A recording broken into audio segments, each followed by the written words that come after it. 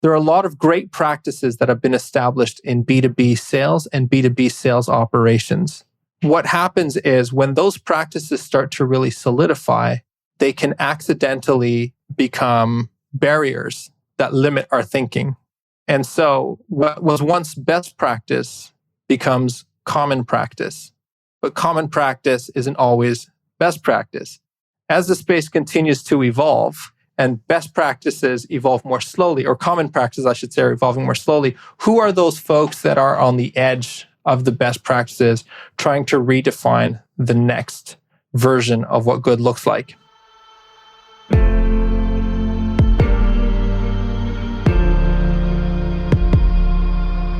This is Sales Ops Demystified, the number one most downloaded podcast in sales operations. We invite the brightest minds in sales ops onto the show to deconstruct the what, why, and how behind rep productivity, forecasting, metrics, and all things revenue. This podcast is brought to you by Ebsta, a revenue intelligence platform used to identify risk in the pipeline and score customer engagement, and is sponsored by the Global Sales Operations Association and the UK Revenue Operations Network.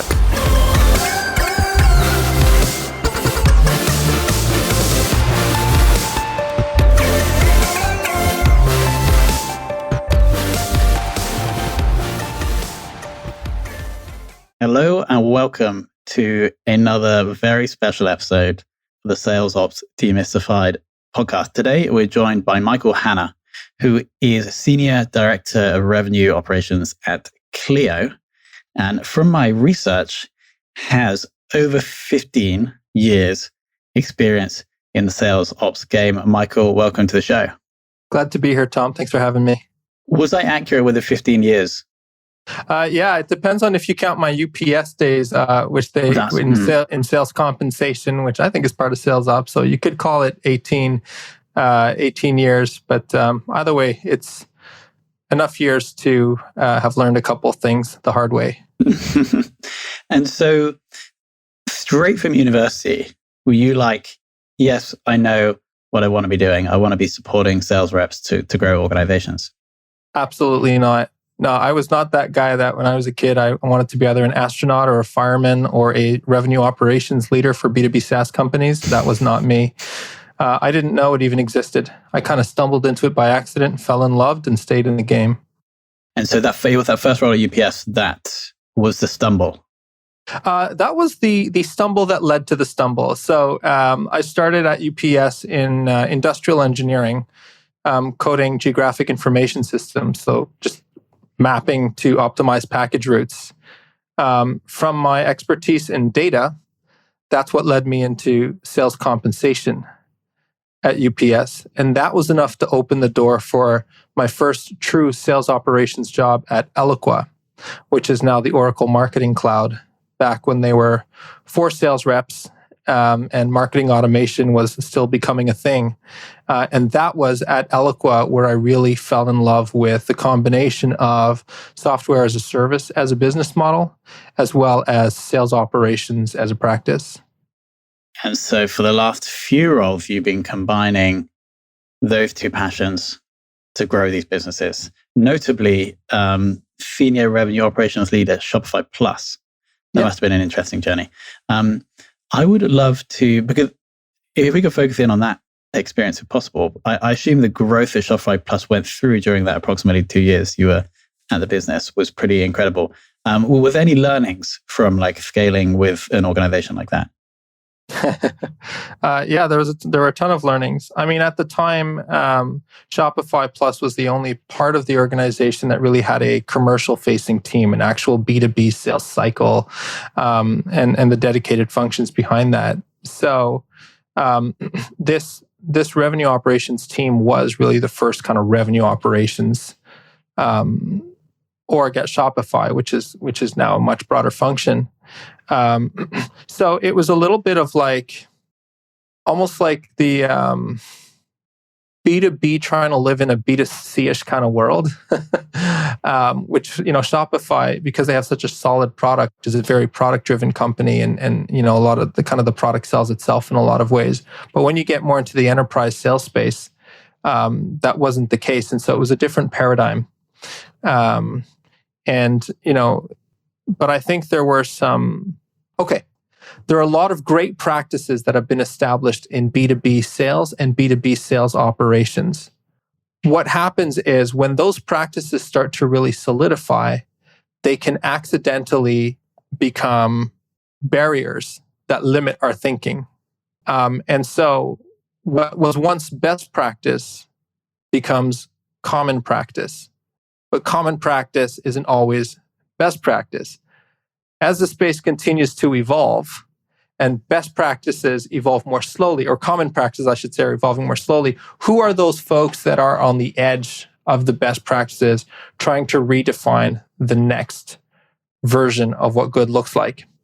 And so I found that at Shopify, playing this B2B space in Shopify, which is in their DNA, innovative by nature and self-disrupting by nature, it gave an excellent opportunity and space to be able to practice fresh ways of thinking, fresh approaches that weren't limited by the expectations of best practices, because it wasn't a B2B world to begin with. Makes sense. It's almost like you had a fresh, I don't want to say like a fresh slate to work with. Yeah. Awesome.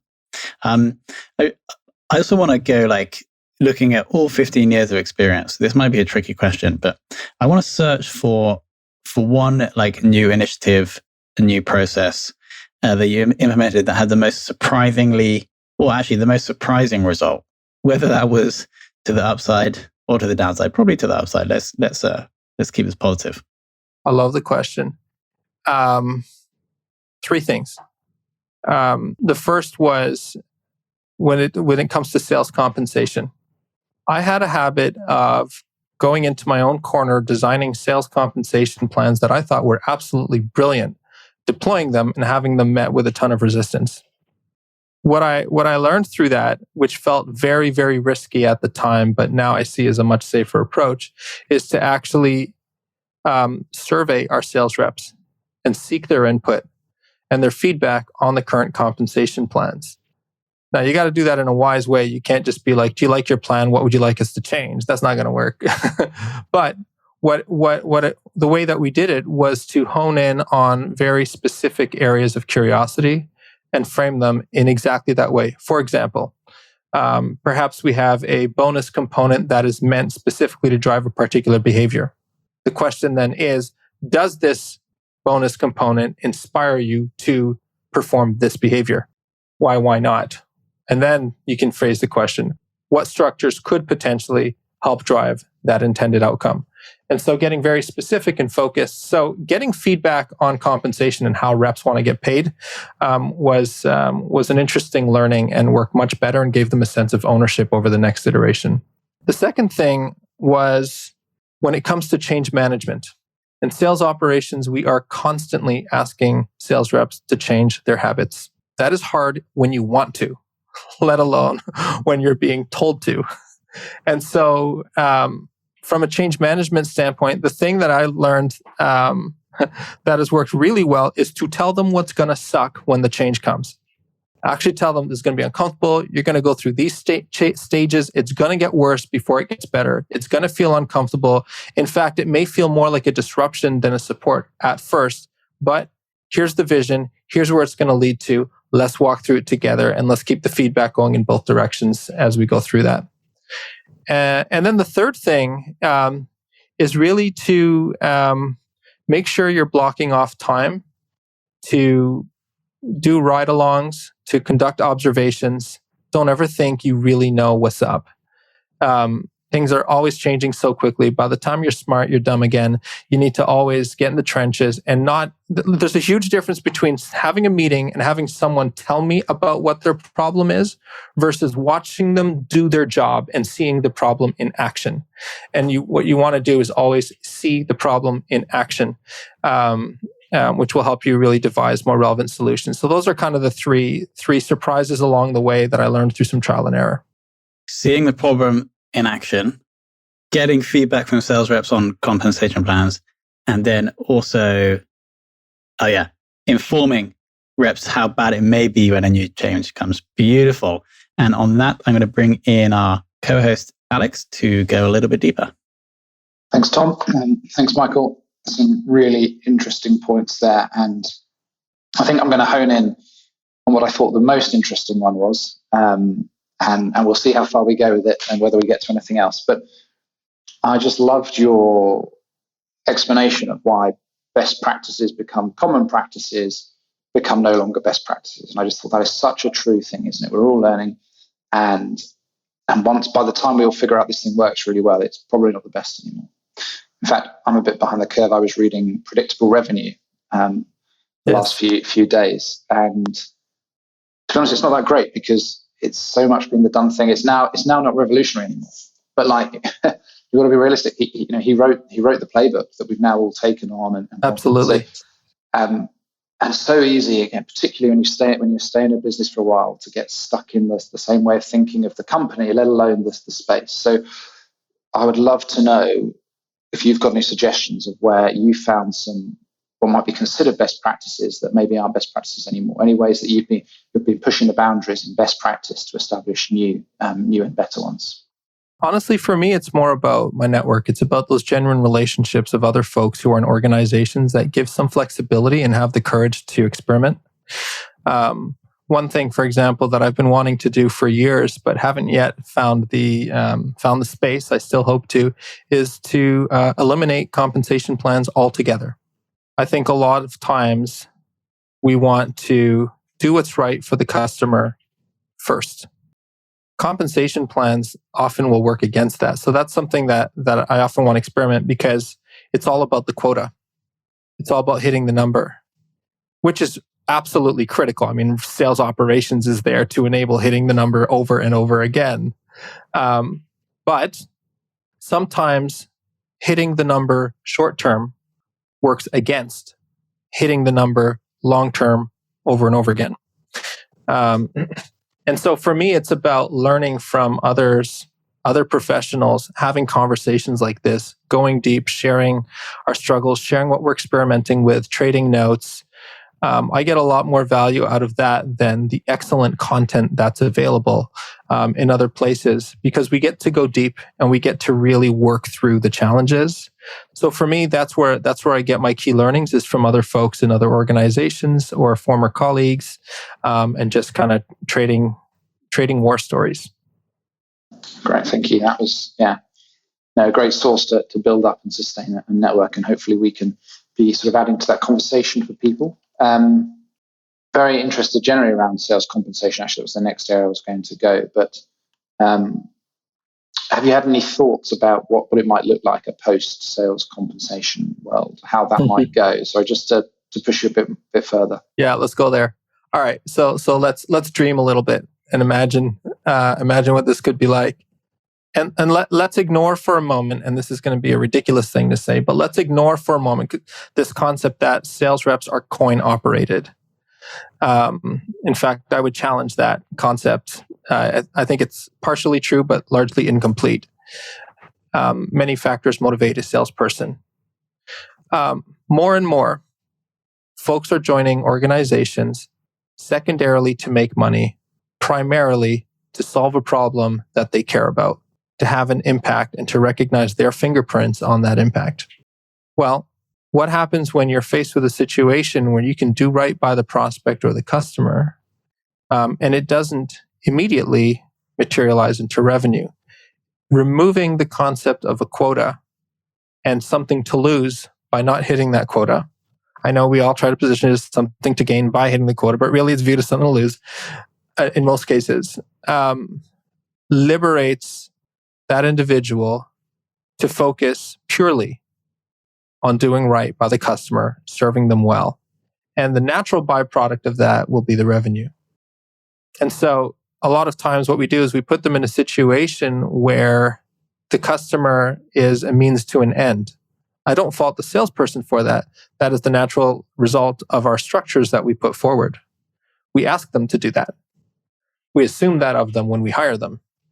And so what would happen if we gave them that greater degree of flexibility and left enough time and space to allow them to retrain, or hired folks out of the blue so they don't have to unlearn and relearn things, but really just give them the freedom and flexibility to serve the customer well? What would happen from a revenue standpoint long term? 18 months after that decision is made, how will things look? The thing that makes that difficult is it decouples it from so many other critical operational practices. If you're in finance, for example, well, then how are we going to hold them accountable? How are we going to be able to draw that back? How does that work for forecasting? So there are a lot of implications, but I think it's something that, given the right context, I think deserves to be experimented with. Yeah, thank you. That was a really eloquent way of putting that vision, and it made me think as well. You said you constantly end up redoing the comp plan. That's one of your observations. So ask the salespeople what they want, but part of the reason you constantly end up redoing is it's never quite right, and you're never quite serving the customer or bringing in the ideal prospect, the customers that really need you, that will provide that LTV over time. And yeah, maybe the problem isn't you just haven't got it right this time. Maybe the problem, as you said, is more fundamental. And there's an immediate tangible benefit that comes with it, which is it eliminates the distraction of all the administration that a sales rep spends trying to manage to a number, trying to verify their compensation plan, trying to play the tug of war with their other sales reps to make sure they get the proper credit, splitting deal. All of that stuff literally goes away and gets exchanged for customer-facing time. Yeah, and things like pushing to the always month-end discount that's there every month, but you need to try and push. Absolutely. Just allowing things to go their own time actually could result in less discounting, more profit for the business because you're selling there. And it reminds me a bit of something that I've been looking at recently, and a big thing that we help with is a sort of idea of pipeline coverage. And obviously you're not going to close all your business, so maintaining coverage, and there's sort of the natural incentive then is for reps to keep dead deals in their pipeline to maintain pipeline coverage, and yes. And that's not what you want, and it's a good idea. It makes sense if your revenue equals your quota. That's not you're not going to hit it, but at the same time it doesn't incentivize the right behavior, and removing some of that burden. And yeah, as you said, we try and position it as a positive thing, but some of the fear that comes with I'm behind quota, I'm not going to make it, I didn't make it last month. Well, actually, you may have a couple of great deals and they're going to take some time, but they're going to pay off. And I thought a really interesting philosophy. So hopefully, if not you, Michael, someone else gets the space to try it and share apparently. It. Yeah, okay. I mean, I'm not the only one who's had this idea, and in fact, others have tried it. And I'd love to, if you're listening to this podcast and you're one of those folks, I'd love to learn from you. And Alex, Tom, if you find someone and even dedicate something to someone who's actually been there, done that, and shared those lessons learned, I'd be very, very interested in that. Yeah. Great. The other thing that struck me from the beginning, and I love the way you put it, you didn't dream of being an astronaut and in sales ops, is then comes to the thing of hiring talent, essentially. And given you're right, we all have to explain what we do to, family and friends, etc. And it's not a great easy story at the barbecue, right? So no one dreams of this. How any tips on how you go find talent and build out a team? Where do you go looking? What a perfect question.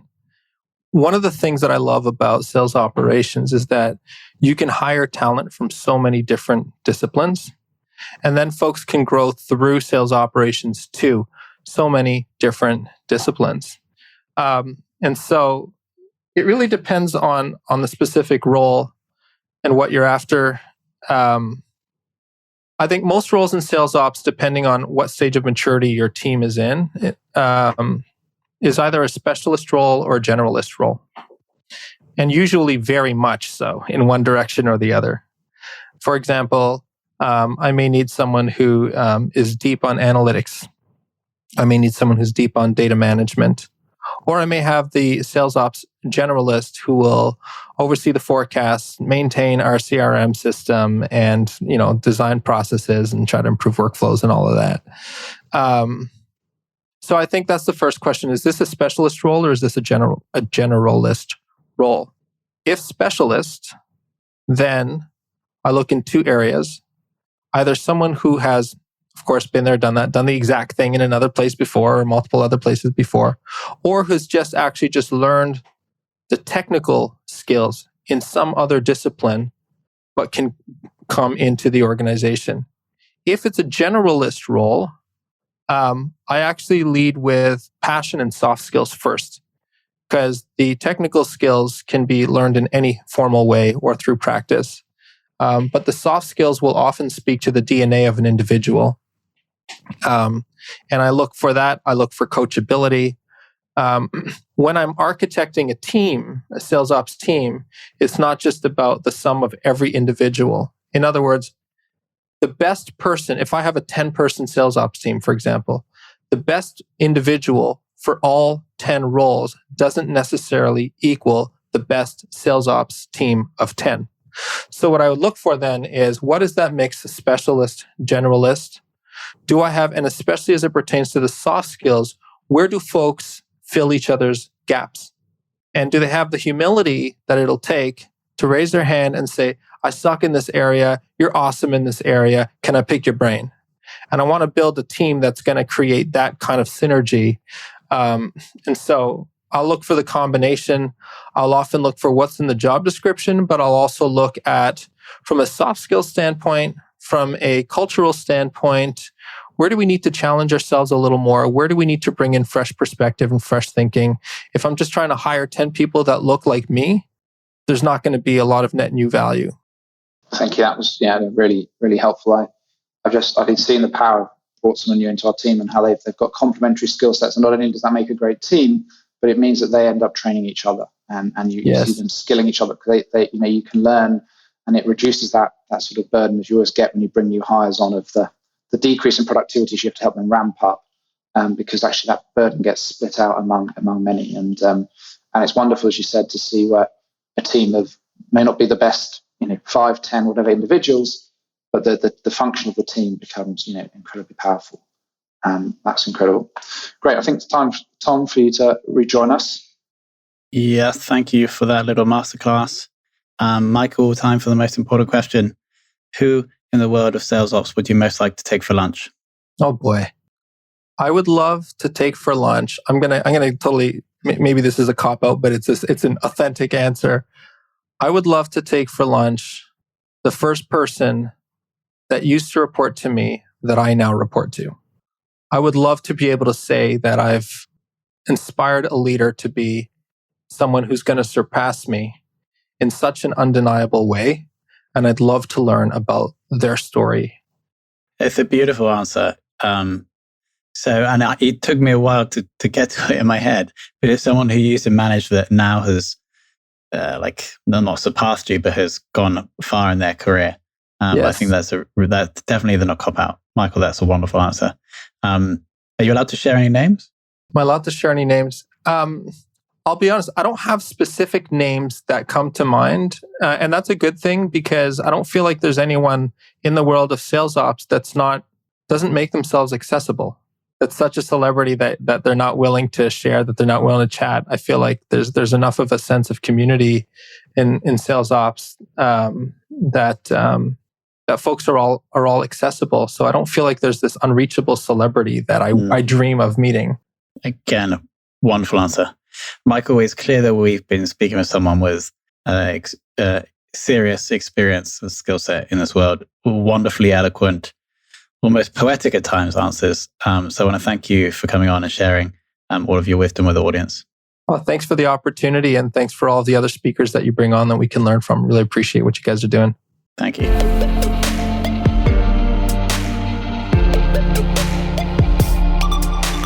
Thank you for listening to this episode of the Sales Ops Demystified podcast. If you are listening on a podcast listening application, then please subscribe, rate, and review. And if you have any questions about the show, if you know a guest, or if you have any questions about sales operations, just hit me up at tomhunt@ebster.com. That's tomhunt@ebster.com.